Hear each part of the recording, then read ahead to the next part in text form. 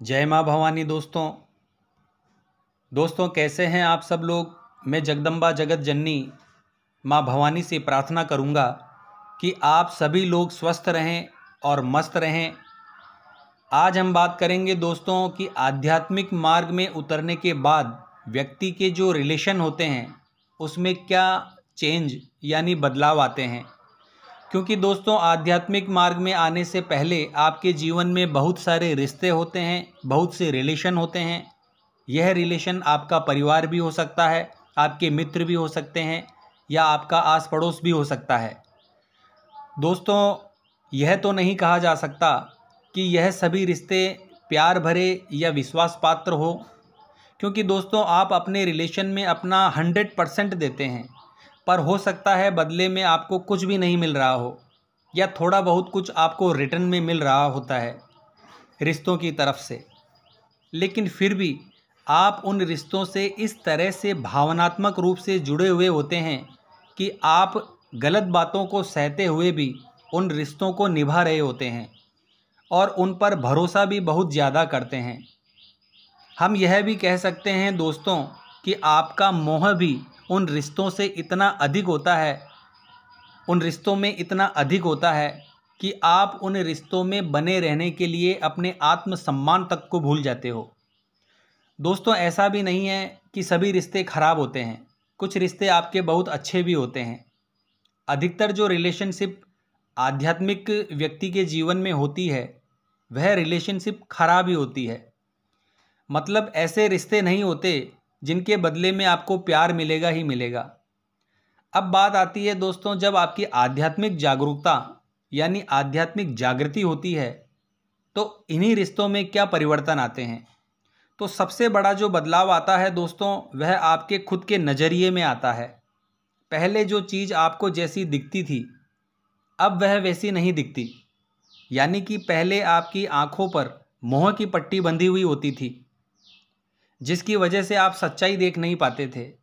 आप केवल वही देखते थे जो आप देखना चाह रहे होते थे, परंतु जिसकी वजह से आप देख नहीं पाते थे वही चीज़ आध्यात्मिकता से जुड़ने के बाद आपको दिखने लगती है। यानी अब आपको रिश्तों की वास्तविक सच्चाई धीरे धीरे समझ में आने लगती है। हम कह सकते हैं दोस्तों कि अब आपको सही और गलत का फैसला करना आ जाता है।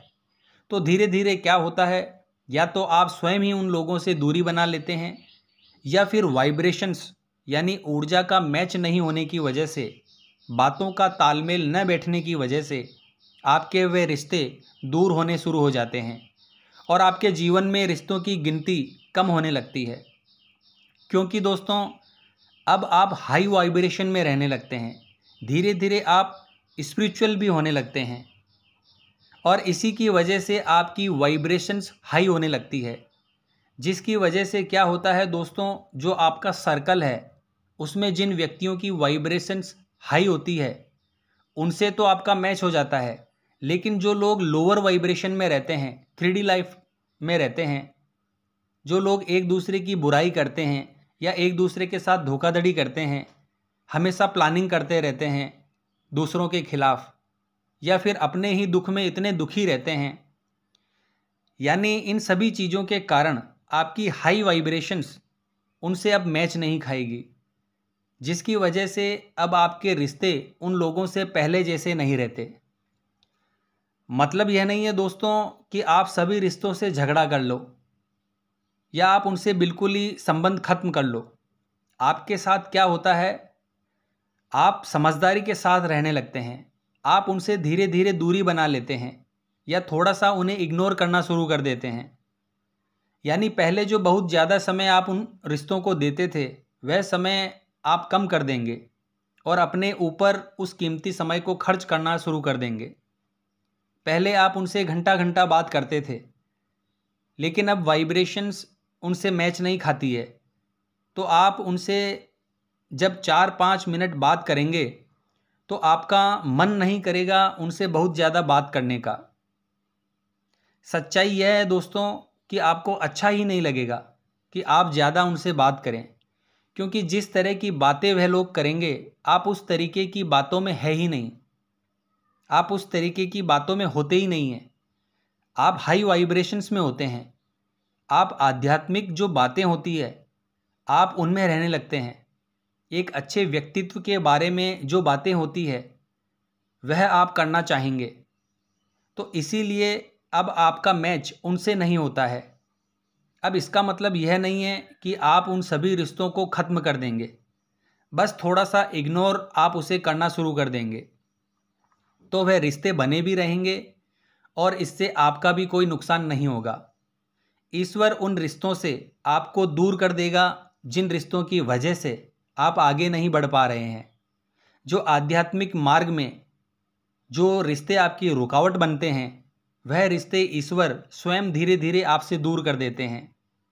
यानी आध्यात्मिक जागृति शुरू होने के बाद आपकी आध्यात्मिक जागृति में आने वाली रुकावटों को ब्रह्मांड की जो शक्तियाँ होती है वह उन्हें हटा देती है और इसके चलते कुछ रिश्ते हो सकते हैं आपके पूरी तरीके से ख़त्म हो जाए।